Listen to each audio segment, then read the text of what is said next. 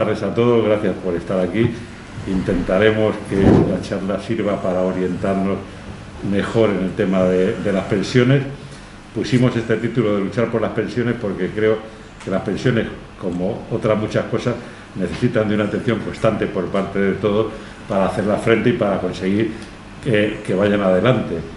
Porque hay un tema que me parece que era lo primero que quería comentar, que este gobierno que tenemos en estos momentos de PSOE y Unidas Podemos, pues lógicamente está intentando modernizar toda una serie de leyes, toda una serie de cuestiones, hacer frente para modernizar el país con las necesidades que hay a todos los niveles, ¿no?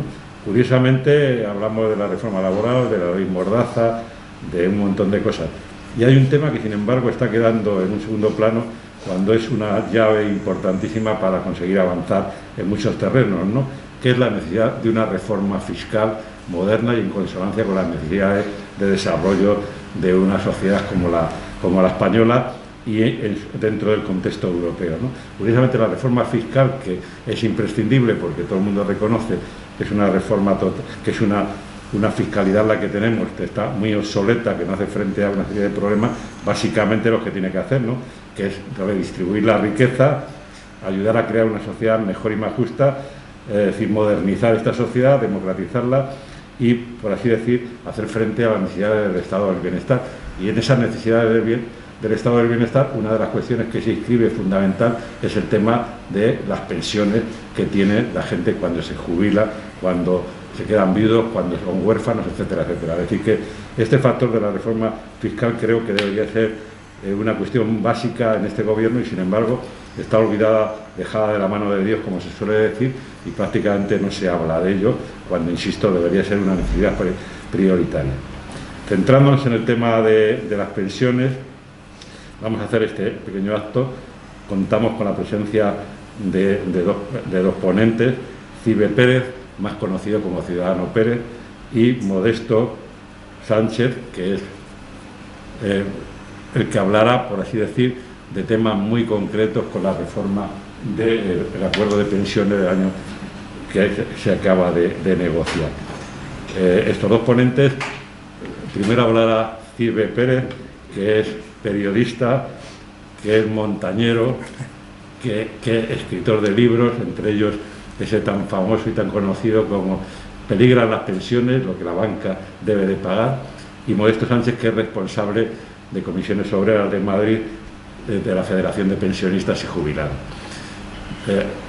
Cibe nos hablará un poco más en un sentido general sobre el tema de las pensiones públicas versus pensiones privadas, que es uno de los temas que está siempre en candelero por parte de nuestras incorregibles clases dominantes y financieras, que es lo que desean hacer siempre. Y después Modesto concretará con el acuerdo de pensiones que se va a llevar como decreto ley al Congreso para su aprobación. Es decir, un aspecto más teórico, más amplio, de un aspecto más concreto, más preciso de medidas concretas, ¿no?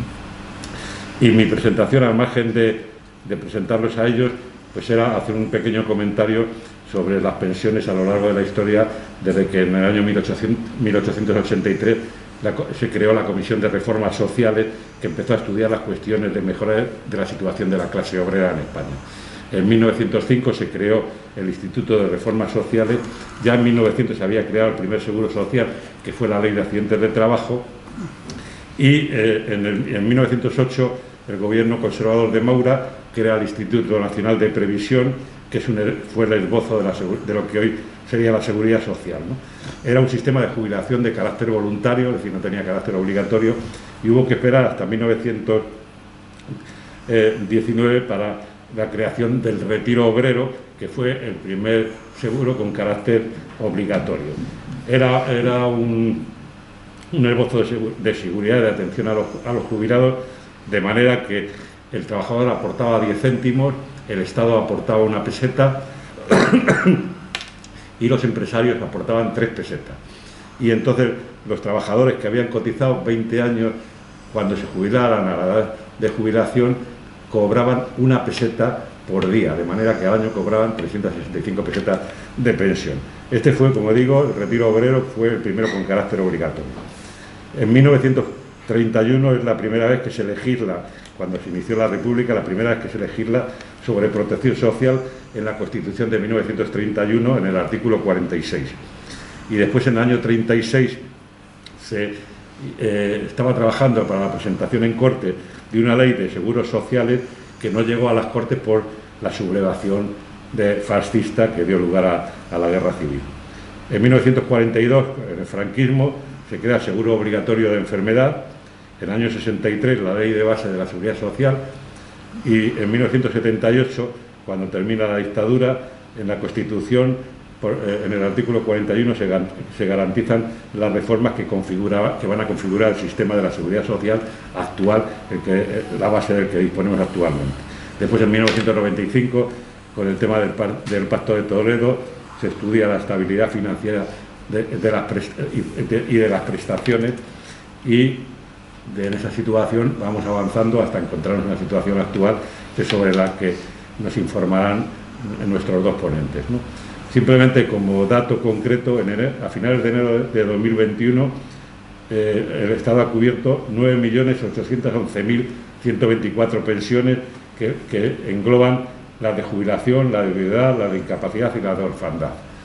Y en el año 2021, en ese mismo año 2021, el costo de estas pensiones significó 10.087 millones, de los cuales más de 7.000 millones eran para las jubilaciones. Esta es la situación en la que nos encontramos actualmente. Yo no quiero alargarme más, dar la palabra a nuestros ponentes, cada uno estará más o menos 20 minutos de intervención, de manera que después podamos hacer un turno de palabras con las preguntas y las preocupaciones que tengamos cada uno de los asistentes. Y sin más dilación, como digo, Xive Pérez, periodista, escritor de libros y montañero, hablará en 20 minutos sobre la situación global de las pensiones. Cuando quieras, Xive. Muy bien, gracias. Buenas tardes. No me presentes como montañero porque igual me pongo a contar mis historias. No, montañero que está muy bien. Y digo, he estado en tal sitio, vengo de Gredos y tal. No, voy a centrarme... Y miembro de ATAC. Sí. Miembro de ATAC. Me centraré en lo de las pensiones. Fundamentalmente, el gran asunto que hay, la gran nebulosa que hay, la discusión que hay sobre las pensiones, llevan 30 años, por lo menos, 30 décadas, diciéndonos que las pensiones, que el sistema haría aguas, y no lo hace, ¿no? Entonces otro dice, no, para el 2040, claro, hay unos grandes intereses. Cuando políticos, empresarios, expertos de los servicios de estudios de la banca y tal, hablan de que las pensiones van a quebrar, utilizan dos argumentos. Uno, que son insostenibles desde el punto de vista financiero, y otro, el demográfico. El demográfico chirría porque cuando dices que en 2040 ya no habrá gente para pagar las pensiones, no habrá nuevos cotizantes porque la pirámide se va estrechando. Y ese argumento chirría porque si para 2040 o 2050 la pirámide se hubiese engordado tanto por arriba que fuera abajo y no hubiera jóvenes, el problema, las pensiones, casi sería el menor. Es que no habría gente para trabajar, gente para trabajar en la pesca, para trabajar en la agricultura, gente para trabajar en los hospitales. Es decir, que esto colapsaría, pero como sociedad. Pero eso nunca lo dicen. No. Entonces eso ya empieza a chirriar. ¿Por qué están solo con las pensiones? Pues porque hay, por otro lado, una convención bastante perversa que hemos admitido en la sociedad. Se me resbala esto del bozal, me perturba.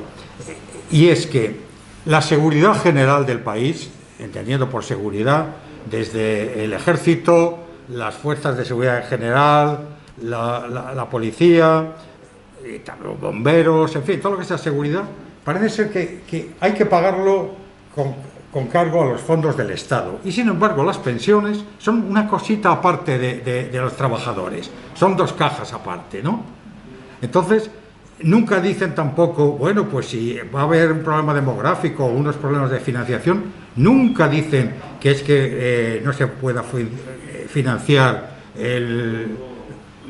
no diré el ejército, que eso parece que siempre queda un poco demagógico, ¿no? Es decir, los ejércitos hoy por hoy, pues aceptemos que son necesarios.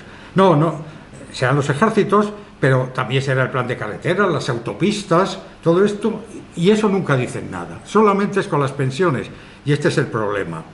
El problema que tenemos es que yo hoy tengo una sensación un poco agridulce para enfrentarme a un debate de este tipo. Digamos dulce en el sentido positivo, que en medio de tanto postureo, tanta crispación y tanto narcisismo político, donde se habla de 1000 estupideces que nos desvían, pues por ejemplo, pues en esta casa hayáis decidido organizar algo sobre las cosas de comer, que es las pensiones, que no solamente son las cosas de comer inmediatas, sino algo que estructuraría, sería una columna vertebral del sistema de protección social, toda vez que vincula jóvenes y viejos. Y esta es mi sensación ya, la agria.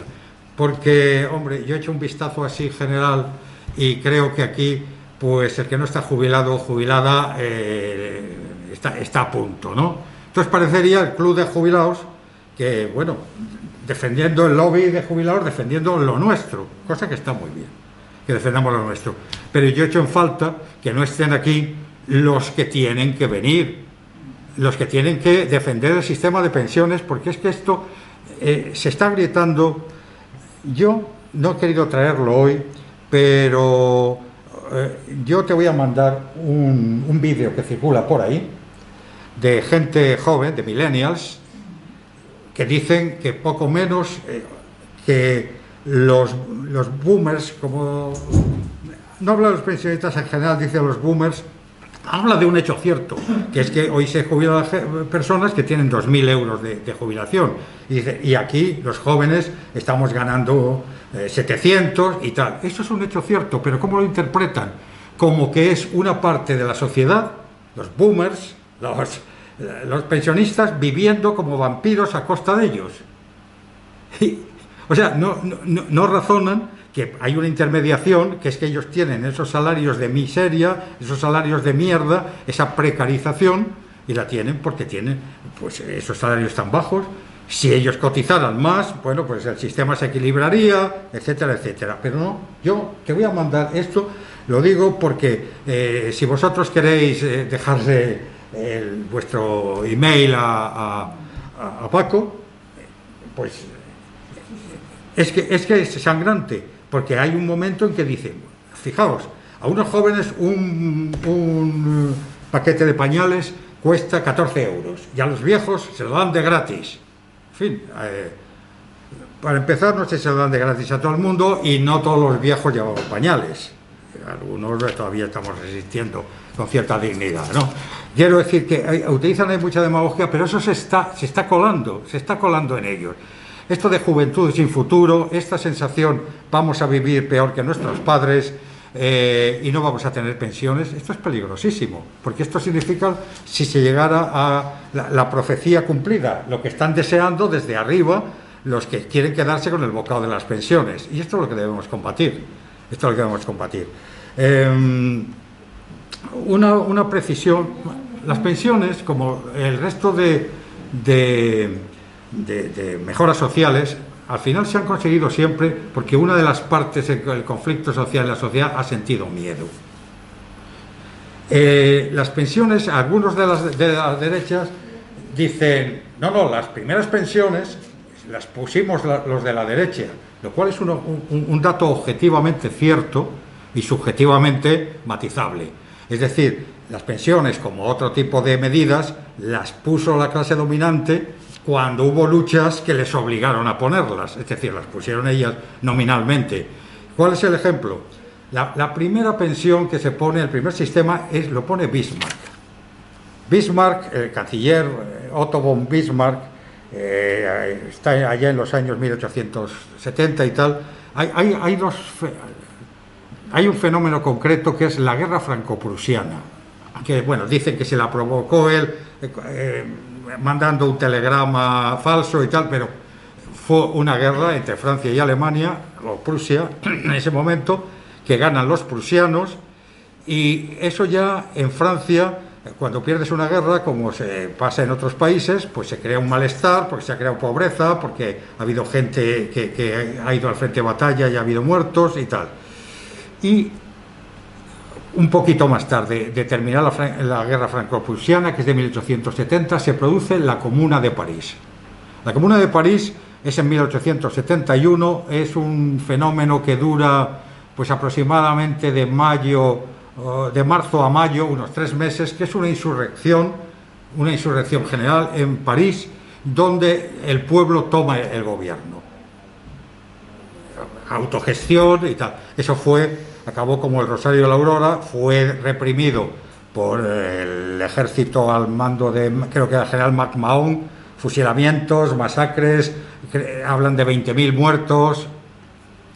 Pero eso significa que ya había un malestar social que entonces también Bismarck en Alemania lo estaba detectando. No olvidemos que por entonces el proletariado empieza a tener una esperanza. Hoy los trabajadores, que ya ni existe proletariado, sino precariado, es que no tienen una esperanza, y en aquel momento había una esperanza. Cantaban la Internacional, decían que iban a venir un mundo que se iba a equilibrar, que iba a cambiar el mundo de base, y los trabajadores tenían algo por lo que luchar. Ya no era solamente una lucha directa en el lugar de trabajo, nos empiezan a organizar. Y Bismarck era bastante zorro, se vio venir este asunto y organizó los primeros primer sistema de previsión. Era un sistema de previsión totalmente contributivo. O sea, el Estado no ponía ni un duro, lo que pasa es que lo que hacía era organizarlo. Por lo demás está bien, ¿no? Porque los trabajadores no tenían capacidad. Y bueno, pues en unos términos pues también muy primarios, parecido, porque es que lo que el compañero ha dicho de cómo se forma aquí con la ley Dato, los 10 céntimos, la ley de la perra gorda que decían, bueno, pues es contributivo también, la gente cotiza algo y así van haciendo unas cartillitas de previsión y tal, pero bueno, es verdad que con eso empieza. Empiezan estos a desarrollarse, que conste que en Alemania también lo que intenta Bismarck es dividir a los trabajadores.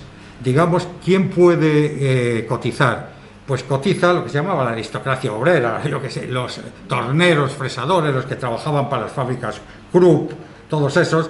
Luego estarían los jornaleros, los albañiles que te contratan de mala manera, los precarios, que siempre los ha habido, pero estos, entonces claro, si a estos los encuadraba, estos ya se sentían con una cierta, bueno, un principio de bienestar, ya no se juntaban con los otros, ya no tenían incluso que reivindicar, digamos, el pan nuestro de cada día, ya tenían algunas cosas. Esto estaba hecho con bastante inteligencia desde arriba.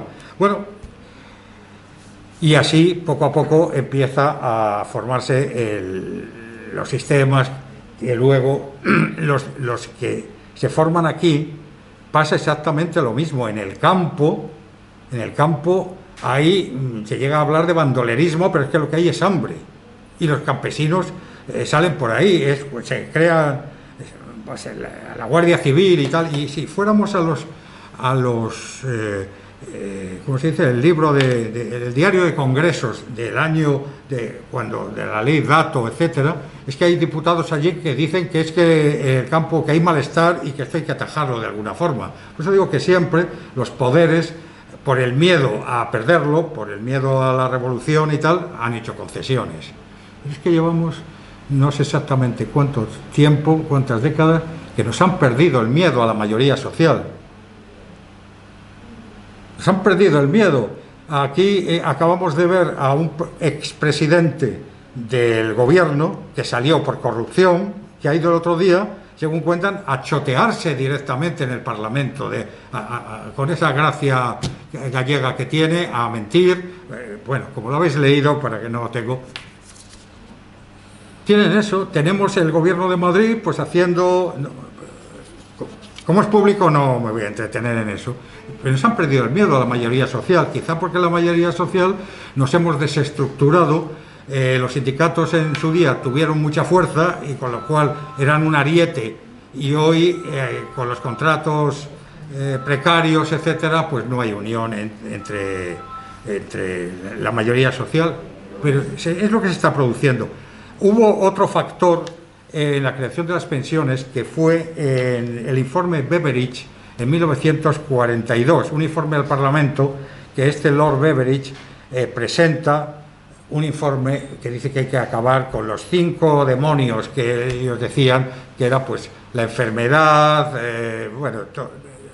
la precariedad, la falta de trabajo, y insta al gobierno inglés a hacer un sistema ya muy distinto del bismarckiano, que es el de se va a poner dinero desde el gobierno al final de los trabajadores. Los trabajadores van a cotizar, pero ya no para su pensión, sino su principio de que los impuestos tengan una idea de solidaridad.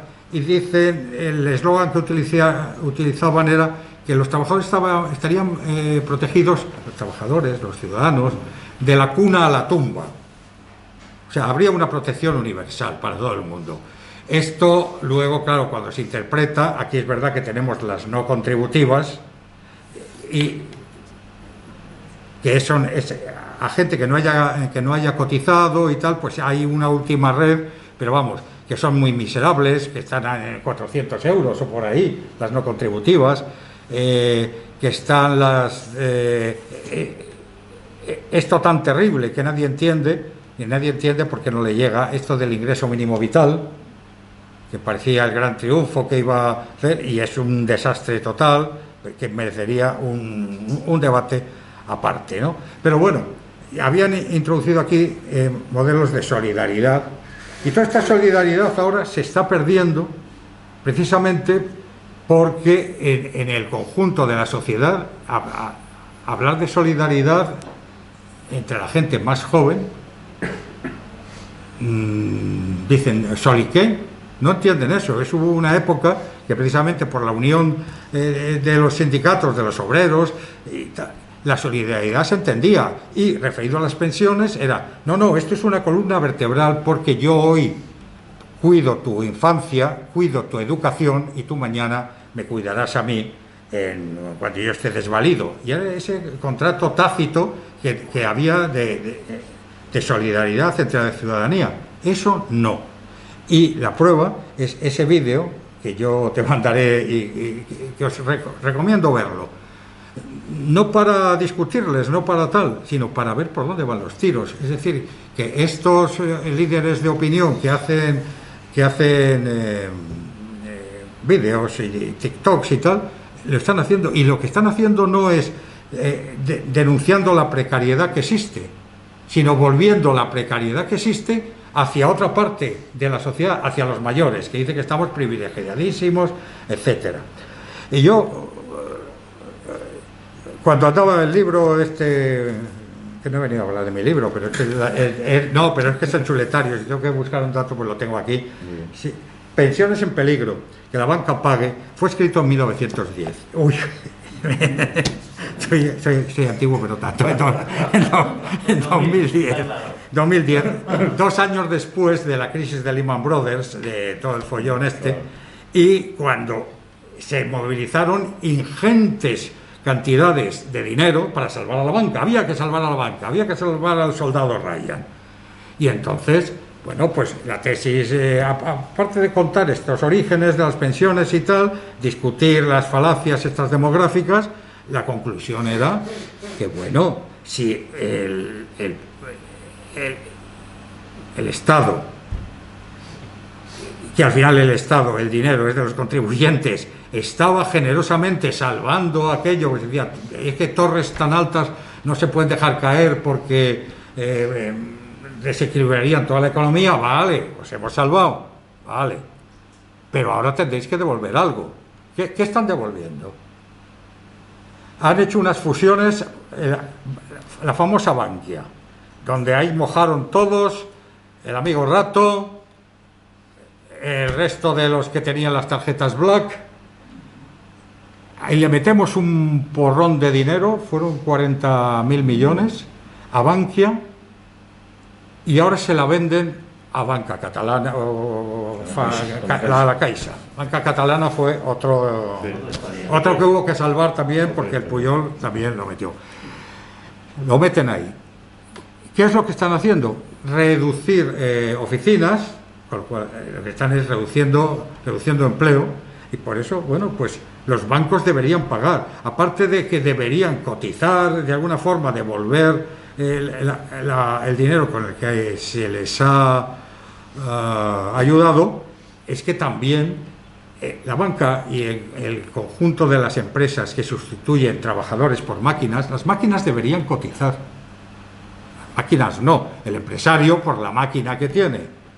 Porque es que hoy hacemos montones de trabajos, todos, la banca también, la tengo que hacer desde casa, para hacerme una historia, me quiero sacar un billete para tal, me lo tengo que hacer, hoy necesitaba hacer una cosa con un ayuntamiento, también me lo tengo que hacer, con la propia seguridad social, es decir, yo estoy trabajando, estoy produciendo valor desde casa y no me lo remuneran.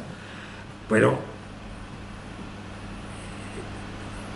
es impepinable que la tecnología va a quitar muchos puestos de trabajo, pero eso no significa, es que el ejemplo es tan burdo como si en un pueblo antes, cuando se segaba con la hoz, hacía falta 100 segadores con una hoz para recoger toda la mies, pues hoy viene un tipo con una máquina y que va con aire acondicionado y los cascos puestos, y es que cosecha el mismo tipo o sea, cosecha para todos, reduciendo el ejemplo, ¿no? Cuantitativamente. Entonces, ¿qué pasa? ¿Solamente ahora cotiza el maquinista y los otros 100 que van a comer ya no pueden comer? Si el trigo es el mismo que cotizaban antes. Esto es Hoy la tecnología debería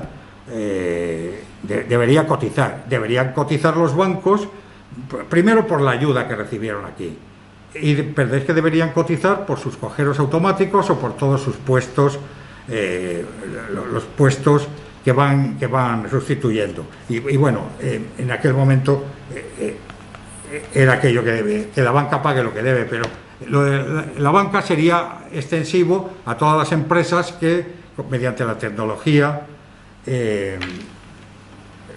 voy a ir acabando porque sea en 20 minutos. Quería hablar de una bomba de relojería, que es otro término que han utilizado con la cuestión demográfica. Y esto lo utilizaba el profesor Barea. No sé si recordaréis quién era Barea.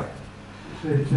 Barea era un neoliberal de ideas, el que asesoró a Aznar en su oficina económica, y el que quitó el primer déficit que tenía el sistema de pensiones, porque en aquel momento el presupuesto de las pensiones tenía también, o sea, de la seguridad social tenía también la sanidad. Entonces, la desagregó de ahí y se quedó solamente para lo que son las pensiones, ¿no? Y bueno, hizo ya un juego de tal. Y yo tuve ocasión con esto de ir a un debate un día en el que estaba el profesor Barea. Con independencia de sus ideas neoliberales, el profesor Barea era así como un ancianito venerable, o sea, que no era una persona así y tal. Y entonces allí empieza a hablar de la bomba demográfica, porque decía, claro, es que cada vez más se suben las pensiones, se suben, y llegará un momento en que, como van subiendo, pues será una bomba y a eso será insostenible. Y tuve ya que decirle por entonces, me daba un poco corte por su aspecto venerable, contradecirle de una forma severa. Le dije, con todo mi respeto, profesor Barea, esa bomba de la que usted habla tiene la pólvora mojada. ¿Y sabe usted por qué tiene la pólvora mojada? Porque como se están precarizando las pensiones, el día que haya, lo que usted dice, 1 millón de pensionistas, vamos, más de tal, es que van a cobrar una porquería, una mierda, hablando en plata, ya que estamos aquí en familia. Y entonces esa bomba es un recurso teórico que estáis utilizando, dialéctico, pero no es verdad. Entonces en las cuentas. Y brevemente, un trabajador como los que en principio creo que hemos sido aquí todos por la edad, que hemos estado en empresas con contratos decentes, de 14 pagas, de vacaciones, veníamos a trabajar 221 días al año. El año tiene 365, quítale sábados y domingos, que son 52 semanas, que son 104, quítale 30 días, quítale el día de la Concepción, la Pascua de Resurrección. Una media en los convenios se trabajaba de 221 días, por ahí. Sin embargo, a la hora que nos hemos ido a que nos reconozcan la pensión, por cada año trabajado, que era un año de 221 días, nos reconocían un año.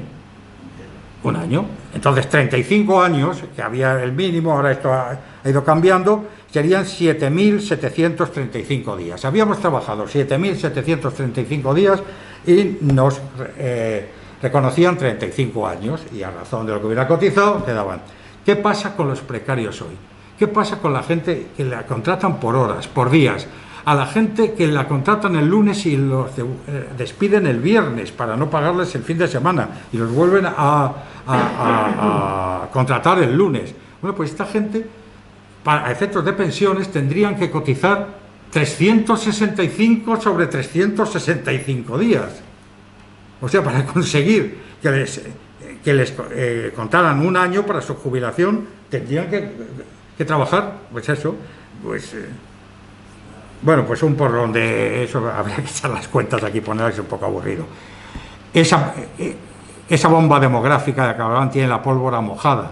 Y esto lo perciben los jóvenes que ven, no, que es que nosotros no vamos a tener pensión, y esto se les va metiendo, y eso es lo que habría que combatir, porque si no, aparte de esa desolación, encima es que corre el peligro de que se cree como, no solo brecha social, que crean que nosotros somos unos privilegiados. A mí, cuando estaba el libro, me entrevistan una vez en una televisión y no es que me iban a hacer, cuando se hizo este libro estaba también la reforma de Zapatero, la primera reforma, que llamó el pensionazo, que cambiaron los parámetros de jubilación, que se iban a meter más de 2 años por tal, ¿no? Y bueno,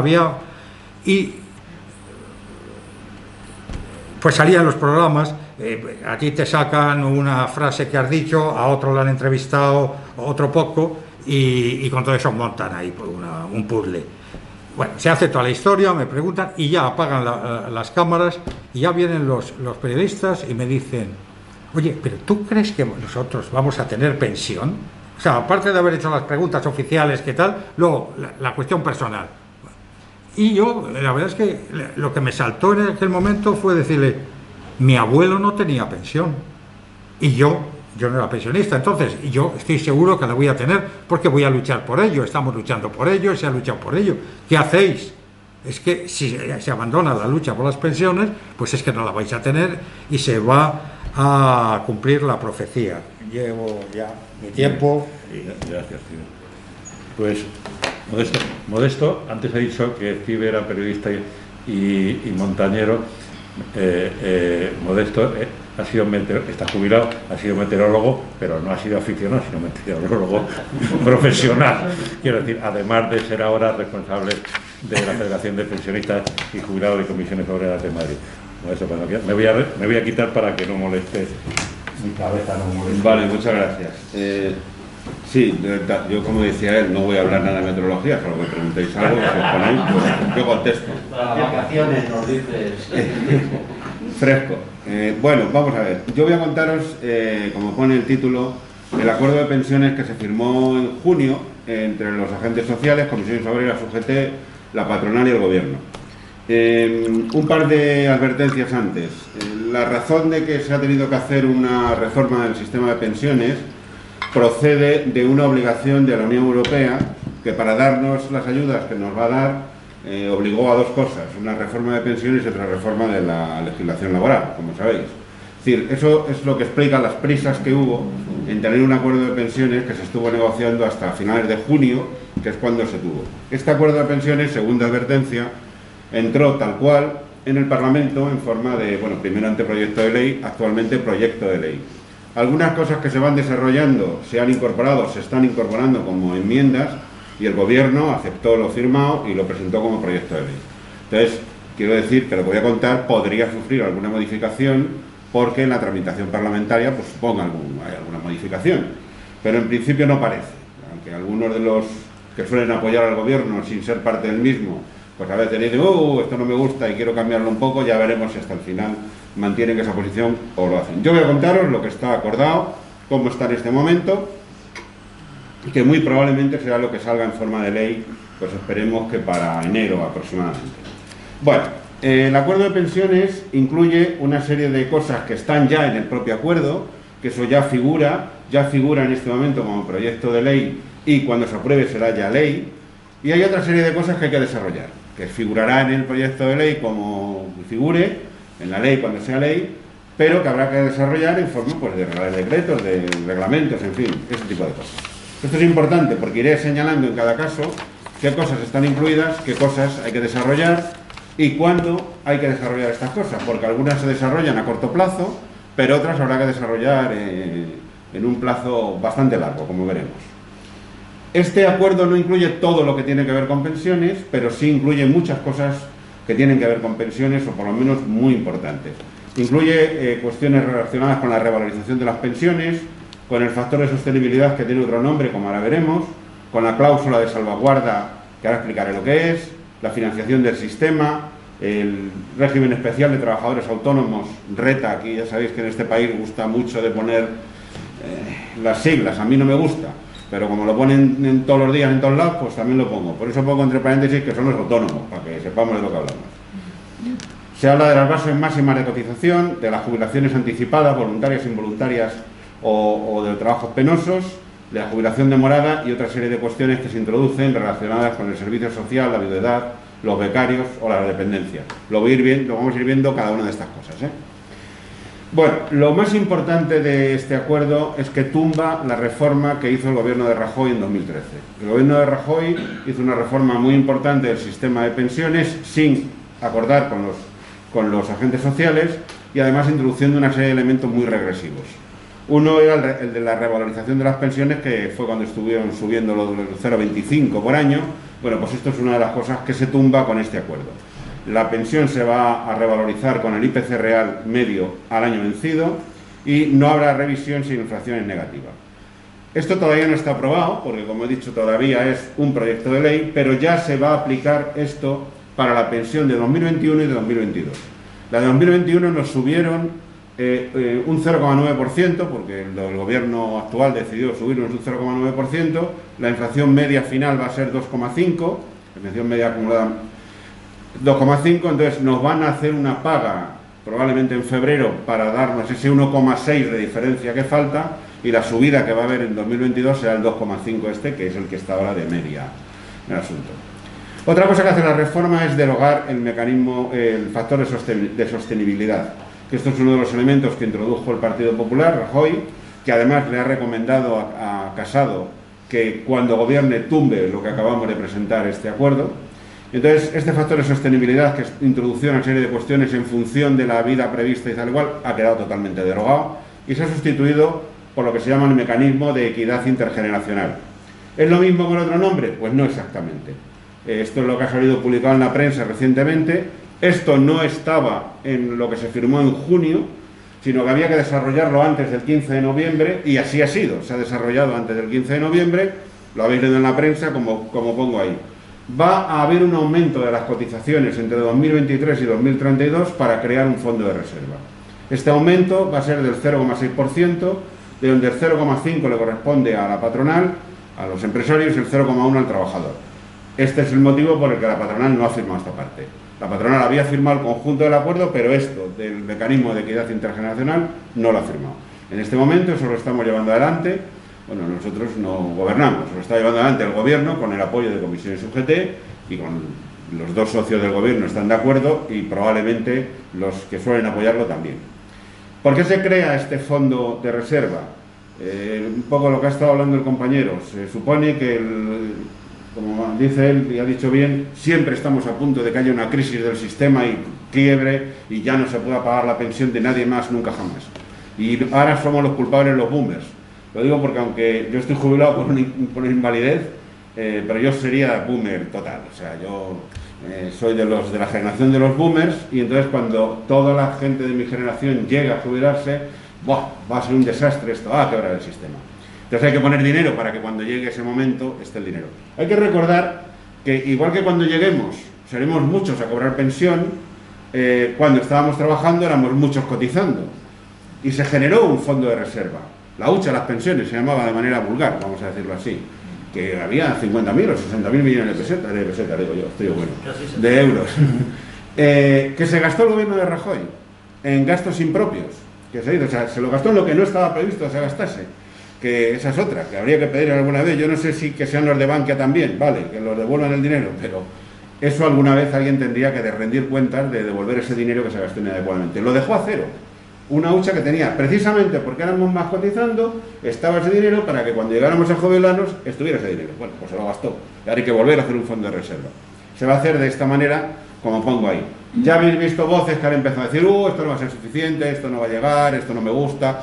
Sobre todo lo que no les gusta a los empresarios es pagar el 0,5 del 0,6 que se va a pagar en total. Los trabajadores van a pagar el 0,1. Un tercer elemento que tumba la reforma del 2013 es la introducción de la cláusula de salvaguarda que Rajoy había quitado. Hasta ese momento existía una cláusula de salvaguarda que cuando había una reforma del sistema de pensiones, las personas que estaban, bueno, con unos plazos determinados, ahí para jubilarse, podían optar entre lo nuevo o lo anterior. Una pequeña ventaja que se le da a los trabajadores. Rajoy lo quitó y esto se vuelve a introducir, que puede haber el derecho de opción cuando esta reforma se apruebe. Las personas que estén para jubilarse, si les interesaba más la anterior que la reforma de Rajoy, que creo que no va a haber casi nadie, tendrían derecho a optar.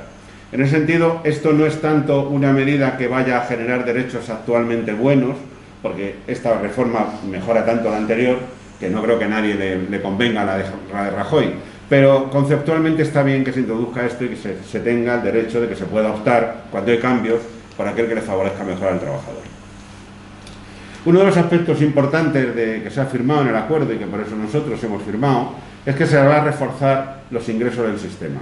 Una de las cosas que vienen siempre pillando, no hay dinero, no va a haber dinero, esto no puede ser, esto es insostenible, la bomba demográfica, no puede ser. Bueno, pues una de las cosas que se va a hacer con esto es aumentar los ingresos del sistema. En la financiación, para que os hagáis una idea, nosotros gastamos un 10,6% del PIB en pensiones. En Europa se gastan el 12,3%. Estamos en el 10º lugar de Europa. No es para tirar cohetes, estamos bastante malos, hay que subir eso. Bueno, pues se va a aumentar con este acuerdo, se aumenta un 2% del PIB lo que se va a transferir al sistema de pensiones. No es un 2%, se coge el 2% y se pone ahí sin más, sino que es un listado de unas cosas determinadas y no cualesquiera. Os pongo ahí la lista, no voy a entrar en contar una por una, pero que sepáis que son unas cosas determinadas por las que va a haber una transferencia de una serie de millones de euros, de miles de millones de euros, que vienen a ser un 2% del PIB. No llega al 2, pero le falta un poquito. Sí es importante señalar que ahí lo pongo en dos grupos. El grupo de arriba son conceptos que ya estaban, que figuraban ya en los presupuestos, fundamentalmente por la presión de la parte de Unidas Podemos del gobierno. Y lo segundo es lo que se ha incorporado en el acuerdo con los sindicatos. Es decir, el acuerdo con los sindicatos realmente nos toca la parte de abajo, que hemos, digamos, hecho que se aumente, que no es pequeña, pero bueno, esto es otra de las cosas del acuerdo que es importante, que ayudará a aumentar casi 2 puntos del PIB, del Producto Interior Bruto, para el sistema de pensiones. En el caso de el régimen especial de trabajadores autónomos, lo que se quiere es que coticen por los ingresos reales que tienen. Los trabajadores por cuenta ajena, que no sé si aquí somos todos o casi todos o lo hemos sido, cotizamos por lo que cobramos, por lo que ganamos. Por supuesto, todos sabemos que hay empresas donde hay sobres que no declara nadie y entonces se cotiza por lo que se declara oficialmente. Pero si se declara oficialmente 1.000, se cotiza por 1.000. Si se declara oficialmente 2.000, se cotiza por 1.000. Los autónomos no, los autónomos cotizan por lo que deciden cotizar, independientemente de lo que ganen. No hay un sistema de correlación, sea verdad o mentira, no existe un sistema. La idea es que coticen por los ingresos reales. Además, de hecho, en el mundo de los autónomos, que muchos de ellos prácticamente son empresarios con varios trabajadores a su cuenta, igual que hay falsos autónomos, que son trabajadores sobreexplotados que encima le tienen que pagar ellos la seguridad social. Los riders estarán de moda, pero vamos, cuando yo era joven eran los mensajeros, que era la versión motorizada de los riders de ahora, que también eran falsos autónomos, la inmensa mayoría de mis amigos que se dedicaron a eso. Bueno, pues, pero están los autónomos que son empresarios, y la idea, muchos lo que han hecho es que cotizan por lo mínimo y cuando se acerca la edad de jubilación se sube en la base de cotización para tener una mejor pensión. La idea es que coticen por los ingresos reales y eso supondría un aumento de ingresos al sistema. El asunto es que esto no es para mañana, ¿eh? Esto se va a desarrollar de 2023 a 2031. Es decir, esto en la ley dirá algo así como vamos a hacer que los autónomos coticen por lo que ganan, pero ya iremos viendo. Porque se supone que es muy difícil, que si Hacienda, que si esto, que si cruzar datos, que si para arriba, que si para abajo.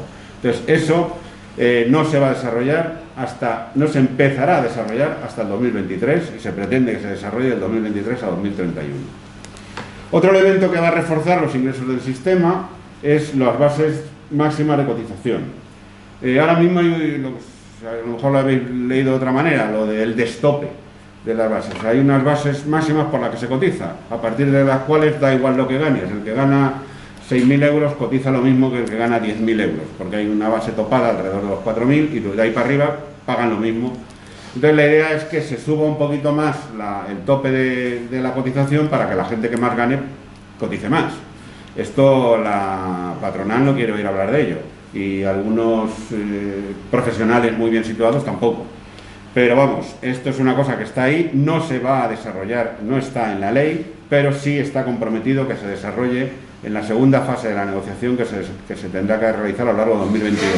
Una vez que la ley esté aprobada, los reales decretos que desarrollen algunos aspectos, por ejemplo se supone que se van a seguir haciendo negociadamente. No sé qué va a ocurrir con la patronal que se ha bajado de lo del mecanismo de equidad intergeneracional, si en este otro tipo de cosas menos importantes va a seguir o no en función de la guerra que quiera dar.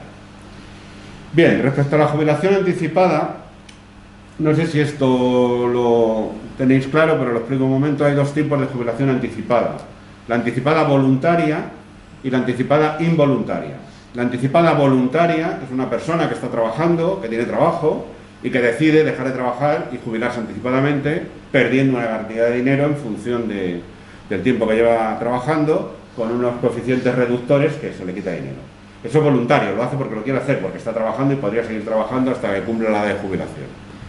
La involuntaria es la que procede de una situación de despido, generalmente un ERE, pero no necesariamente, que no sé si alguno de vosotros, seguro que sí, habéis tenido contacto, tenéis contacto o habéis pasado vosotros mismos por alguna situación de ERE o similar, o alguno de vuestros amigos, familiares, primos, sobrinos, etcétera. Cuando a alguien le hacen un ERE en su empresa y lo despiden, pongamos con 55 años, o con 52, o con 58, primero le dan la indemnización correspondiente, en función de la fuerza que tengan los sindicatos allí, pues le dan la que dice la ley o le dan un poquito más, arañan ahí en vez de 20 días por año, 23 días por año.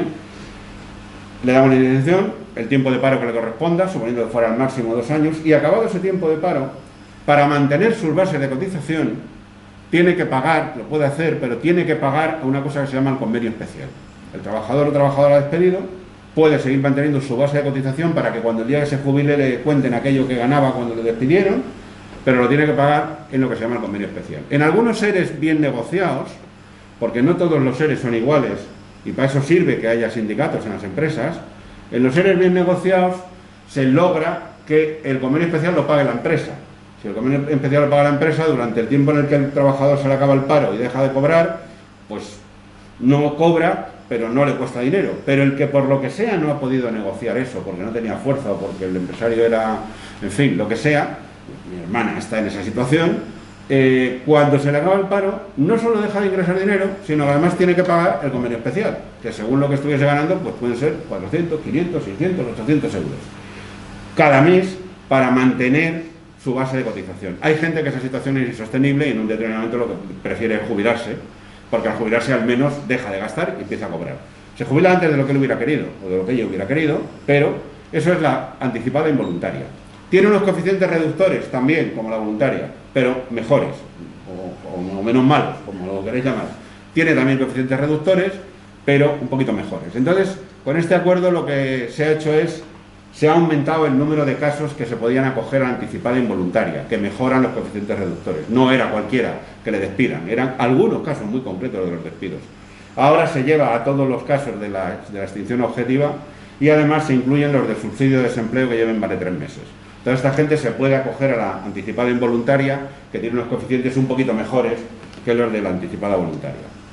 Hay una mejora generalizada de los coeficientes reductores, mejora para el trabajador muy pequeña, es verdad, pero mejora al fin y al cabo, una mejora del 0,5 por año, pero hay una mejora de respecto a lo que había antes. La anticipada voluntaria, pues esta es, como he dicho antes, la que se decide cada uno libremente. En este caso el acuerdo, y esto ha sido un empeño del gobierno que no hemos entendido mucho, bueno, mejora los coeficientes en la mayoría de los casos. Es decir, los coeficientes reductores por jubilarte antes son ahora mejores que lo eran antes de hacer el acuerdo. Pero hay una serie de casos en los que el gobierno se empeñó, entonces castiga mucho los meses más alejados. O sea, esta se puede jubilar uno desde 24 meses antes de la edad de jubilación. Castiga mucho el mes 24, eso es peor que antes. Castiga mucho el mes 23 antes de la jubilación. Castiga mucho el mes 22. Deja en cero el mes 21 y a partir del mes, digamos, menos 20 es cuando ya mejoran los coeficientes. Y vuelven a empeorar los dos últimos meses. Es decir, si en vez de jubilarte en la edad de jubilación te jubilas 2 meses antes, te meten un coeficiente muy grande. Y el gobierno se empeñó, por lo visto, muchísimo en eso, cosa que es un poco absurda, porque 3 meses por un lado y 2 por otro tampoco creo que cambien tanto, pero en fin. Otra cosa que se introduce que se va a introducir es lo de los trabajos penosos. A ver, todos habréis oído, hay 2 regímenes especiales que tienen unos sistemas de jubilación, digamos, diferentes, que se pueden jubilar más pronto en edad con el 100% de la jubilación, que son el régimen especial de trabajadores del mar y el régimen especial de la minería del carbón, que así se siguen llamando. Esta gente se jubila mucho antes de tiempo, con el 100%, porque cada día trabajado o cada año trabajado le cuentan con un coeficiente de 1 y pico para que se jubile, es lo que se llaman trabajos penosos. De tal forma que al tener un trabajo penoso se le ha primado, estos existen desde el año 67, estos regímenes, y se jubilaban, seguro que habéis conocido a alguien, pues un minero que se jubila mucho más pronto con el 100% y tal y cual. Bueno, como podéis imaginar, hay muchísimos colectivos de trabajadores que creen que ellos también tienen un trabajo penoso y que también les tienen que aplicar una cosa de este estilo. Yo pertenezco a uno de ellos. Yo soy, como ha dicho antes el compañero meteorólogo, en meteorología, tanto los meteorólogos como los observadores de meteorología, que son los que salen a hacer las observaciones, trabajamos a turnos. Yo he estado 10 años trabajando a turnos, sábado, domingo, por la noche, tal. Entonces, hoy trabajo perosísimo. Nosotros también, que nos apliquen un coeficiente de estos. Los trabajadores de la sanidad, médicos, enfermeros, enfermeras, auxiliares de clínica, los que trabajan en los hospitales, pues bastante más penoso, incluso creo que el nuestro, por cierto. También son de los que creen que ellos tendrían que ser. Hay una larga lista de colectivos que creen, y además a mí me parece que tienen, porque pueden tener razón, que quieren que les apliquen estas reducciones por trabajo penoso. Lo que se ha acordado es que se va a agilizar, porque hay una lista que no se acaba de...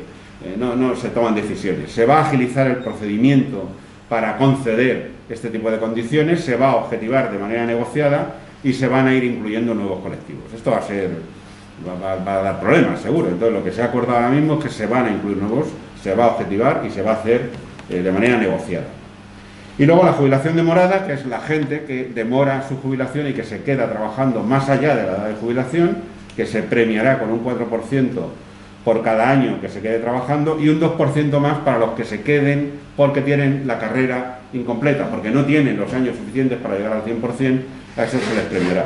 Se puede premiar en que la pensión sea un poco más, 4 más 2 si es una carrera incompleta, o un 4%, ya sea así para toda tu vida, o se hace una estimación y te lo dan a tanto alzado.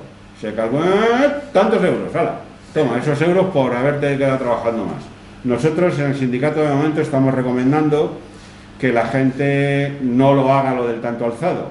Pero bueno, como he dicho yo alguna vez en el seno del sindicato, cada persona es cada persona y cada uno sabe la estimación que tiene de vida y a lo mejor le interesa lo del pájaro en mano y esas cosas, ¿no? Bueno, ¿qué otros elementos se incluyen? No son menores, pero hombre, no tienen la importancia como lo que hemos visto del mecanismo de equidad intergeneracional, por ejemplo, de la revalorización con el IPC. Se reconoce la pensión de viudedad a las parejas de hecho. Esto se tiene que concretar en los próximos 6 meses. Es una cosa que ya se venía ganando en los tribunales, o sea, tampoco es una cosa, pero hombre, mejor está que esté ya en la ley y que no tengamos que estar recurriendo en esta comunidad, en la otra, en la no sé qué.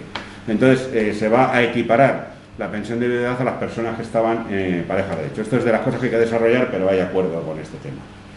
La cotización de becarios, esto sí es importante, porque ha habido mucha gente que una de las formas, de las muchas formas de subempleo, de empleo precario, que ha habido en los últimos años, ha sido el trabajo en forma de becario, que era una figura que estaba para lo que estaba y que se ha utilizado fraudulentamente para tener trabajadores por más poco dinero y encima sin cotizar.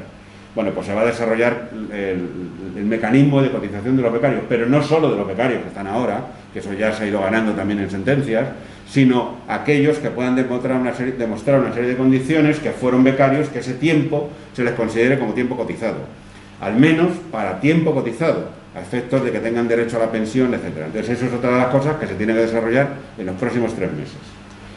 Otro elemento, bueno, esto es más, digamos, es más simbólico que otra cosa, es la equiparación del servicio social que hicieron las mujeres hasta que desapareció el mismo, para completar periodos si le faltan, equipararlo a lo que era el servicio militar de los hombres.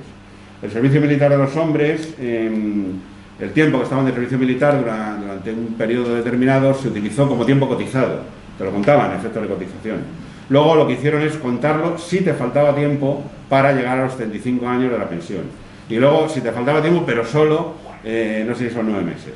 Para las mujeres nada, claro, porque las mujeres no hacían el servicio militar. Entonces se ha puesto esto para equiparar las que hicieron el servicio social, que se les aplica de la misma manera, que se utiliza el servicio social que hicieron si les falta el periodo.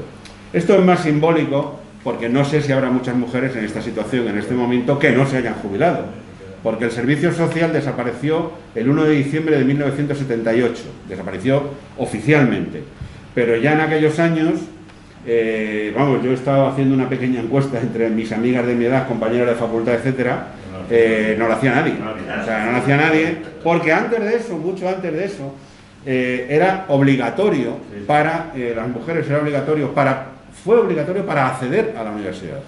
Luego fue obligatorio para obtener el título de la universidad.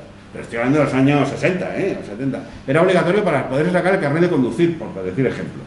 Pero eso fue quitando obligatoriedades, y cuando yo entré en la facultad, que era en el año 1977, mis amigas y compañeras no lo hacía nadie. Alguna que otra, porque todavía estaba vigente, se decía que estaba vigente lo de que te lo podían pedir al final de la carrera, y por si las moscas lo hicieron, pero son las menos, las me decían, bueno, ya lo haré en quinto si hace falta, que lo quitaran al año siguiente.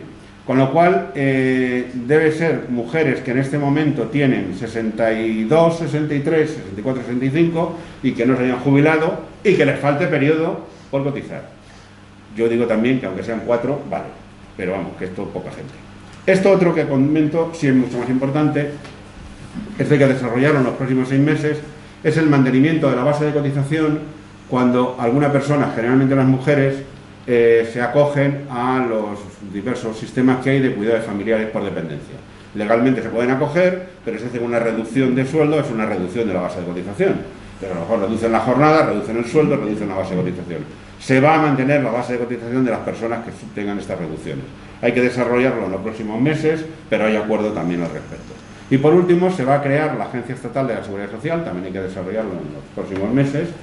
Esto es agrupar organizativamente, yo pienso que no tiene demasiada trascendencia, aunque hay gente que le da mucha trascendencia a esto, es agrupar las entidades gestoras actualmente existentes de seguridad social en una agencia estatal, que a mí no me parece mal, y lo único es que la figura jurídica de la agencia estatal sí permite la posibilidad de tener, no tanto como algunos creen, pero sí de tener algún tipo de ingresos. Y puede que esté detrás la idea que tiene este ministro que tenemos de crear una especie de fondo de pensiones público en competencia con los privados, que se han buscado mucho los bancos, y que se hiciera bajo el paraguas de esta figura jurídica de Agencia Estatal de Seguridad Social. Y por mi parte nada más, ya os he contado lo que es el acuerdo y bueno, no sé, si queréis comentar cualquier cosa, pues... Gracias, Modesto. Ya sabemos todos que hoy, como tú bien has señalado, el 2,5 de promedio de aumento de pensiones para este año 2022 como consecuencia de la inflación que ha terminado en el 5,5%, ya ha salido ya oficialmente, ¿no? Es decir, entonces, bueno, eso parece ser que para una pensión de 1.000 euros supone una subida de 43 euros más al mes, más o menos, es decir, que por lo menos algunos, y las pensiones máximas van a subir 111 euros más, ¿no? Claro, porque el problema es que de lo malo que tiene esto es que todas las pensiones suben en función de la pensión que es, con lo cual cuanto más alta sea, más sube, con lo cual la diferencia entre la máxima y la mínima, en vez de irse reduciendo, se va ensanchando, ¿no? Es decir, que ese es el sistema muchas veces que es en ese sentido injusto. Nada, bueno, darles las gracias a nuestros dos ponentes y sí que abrir un turno de palabras con el objeto de poder comentarlo. María, que es la primera que levanta.